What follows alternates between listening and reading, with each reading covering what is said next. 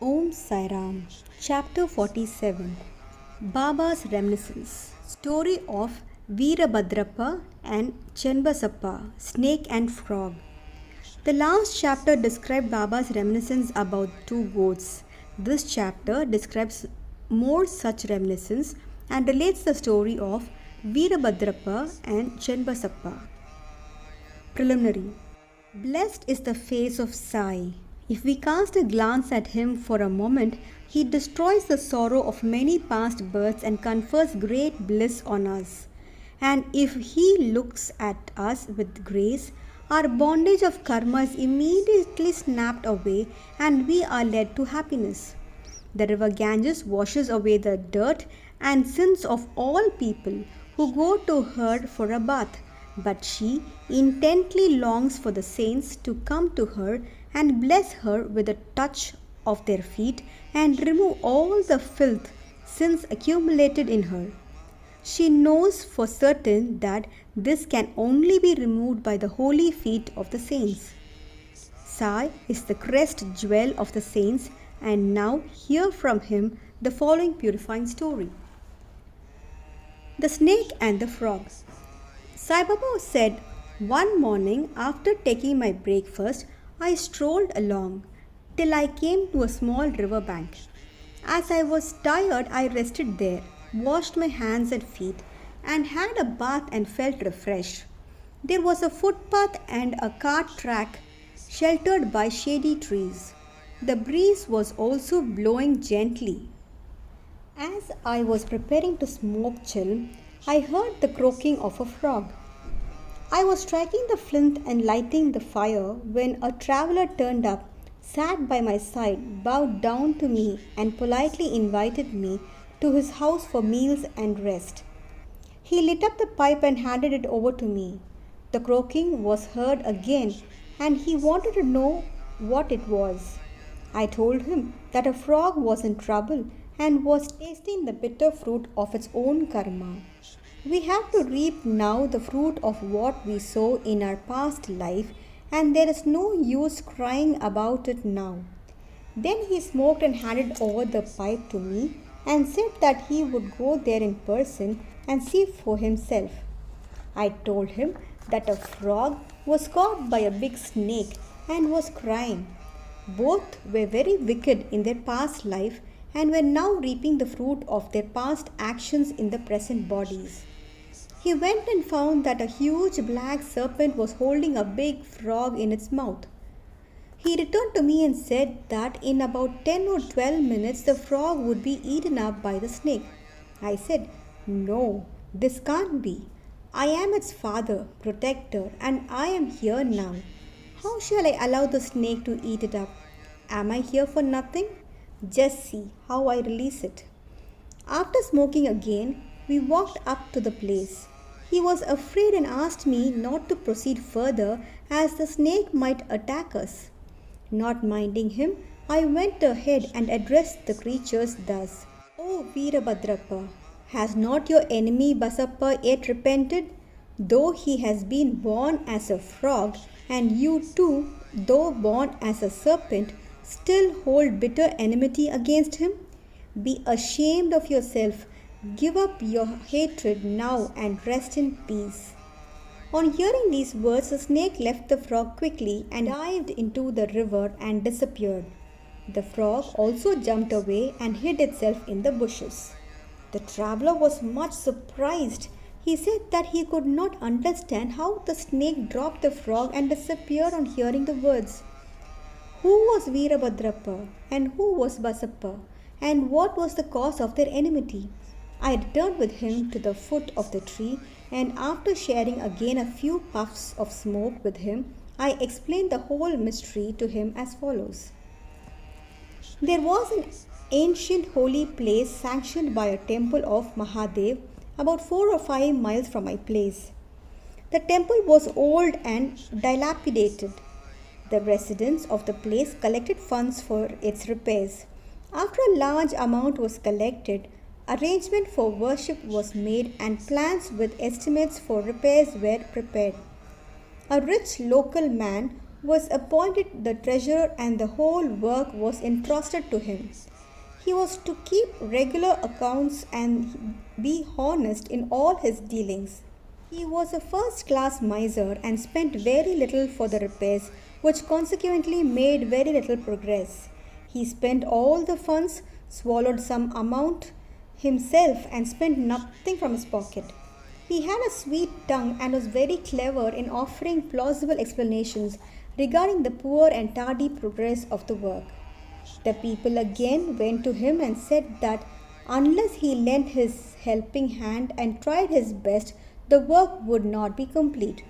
They requested him to work out the scheme and again collected subscriptions and sent the amount to him. He received it but sat as quiet as before without making any progress.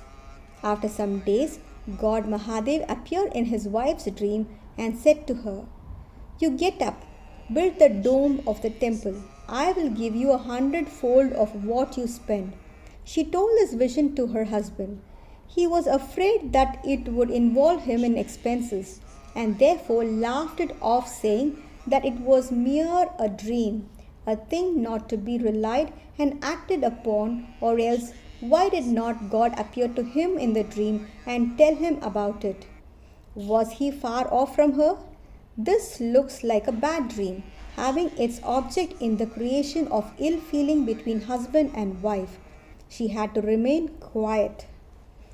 God does not like big subscriptions and donations collected against the wishes of the donors, but He likes ever trifling amounts given with love, devotion, and gratitude.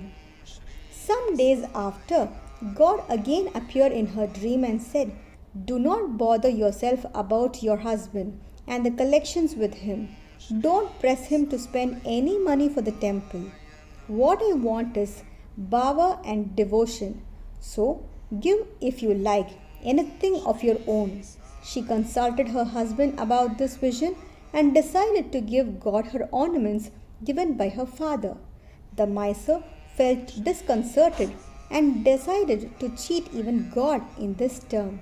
He undervalued the ornaments at ₹1,000 and bought them himself, and in lieu of the amount gave a barren field to God as endowment or security. The wife agreed to this. The field or land was not his own. It belonged to one poor woman named Dubaki, who mortgaged it to him for ₹200. She was not able to redeem it for long, so the cunning miser cheated all his wife, Dubaki, and even God. The land was sterile, uncultivated, and worth nothing, and yielded nothing even in the best season. Thus ended this transaction, and the land was given in the possession of the poor priest, who was pleased with the endowment. Some time later, strange things happened. There was a terrific storm and heavy downpour. Lightning struck the house of the miser when he and his wife both died. Dubaki also breathed her last. In the next life, the rich miser was born at Mathura in a Brahmin family and was named Veerabhadrappa. His devout wife was born as the daughter of the priest of the temple and was named Gauri. The woman Dubaki, the mortgager, was born as a male in the family of the Gaurav, attendant of the temple, and was named Chenbasappa. The priest was a friend of mine. He often came to me, chatted and smoked with me. His daughter Gauri was also devoted to me. She was growing fast and her father was seeking a good husband for her. I told him not to worry about this, as the bridegroom himself would come seeking her. Then there came a poor boy named Veerabhadrappa, wandering and begging his bread to the priest's house. With my consent, Gauri was given in marriage to him. He was also devoted to me initially, as I recommended his marriage with Gauri, but later became miser. Even in this new life, he was hankering after money and asked me to help him to get it, as he was leading a married man's life. Strange things happened. There was a sudden rise in prices. By Gauri's good luck, there was a great demand for land, and the land was sold for 1 lakh of rupees. 100 times the worth of her ornaments. Half the amount was paid in cash and the remaining was to be paid in 25 installments of rupees 2000 each. All agreed to this transaction but began to quarrel over the money. They came to me for consultation. I told them that the property belonged to God and was vested in the priest, and that Gauri was his sole heiress and proprietress, and no amount should be spent without her consent, and that her husband had no right whatsoever to the amount. On hearing my opinion, Veerabhadrappa was annoyed with me and said that I wanted to establish Gauri's claim and embezzle her property. On hearing his words, I remembered God and kept quiet. Veerabhadrappa scolded his wife Gauri, and she came to me at noon and requested me not to mind the words of others and not to discard her, as she was my daughter. As she thus sought my protection, I gave her a pledge that I would cross 7 seas to help her. Then that night Gauri had a vision. Mahadev appeared in her dream and said, "The whole money is yours. Do not give anything to anybody. Spend some amount for temple purpose in consultation with Chenbasappa, and if you want to use it for some other purpose, consult Baba in the masjid." Gauri told me the vision and I gave her proper advice in the matter. I told her to take the principal or capital amount to herself, give half the amount of interest to Chenbasappa, and that Veerabhadrappa had nothing to do in that matter. While I was thus talking about Veerabhadrappa and Chenbasappa, came there quarrelling. I tried my best to pacify them and told them of God's vision to Gauri. Veerabhadrappa got wild and angry and threatened to kill Chenbasappa, cutting him to pieces. The latter was timid. He caught my feet and sought refuge in me. I pledged myself to save him from the wrath of his foe. Then, after some time, Veerabhadrappa died and was born as a snake, and Chenbasappa died and was born as a frog. On hearing the croaking of Chenbasappa and remembering my pledge, I came here, saved him, and kept my word. God runs to his devotees for help in times of danger.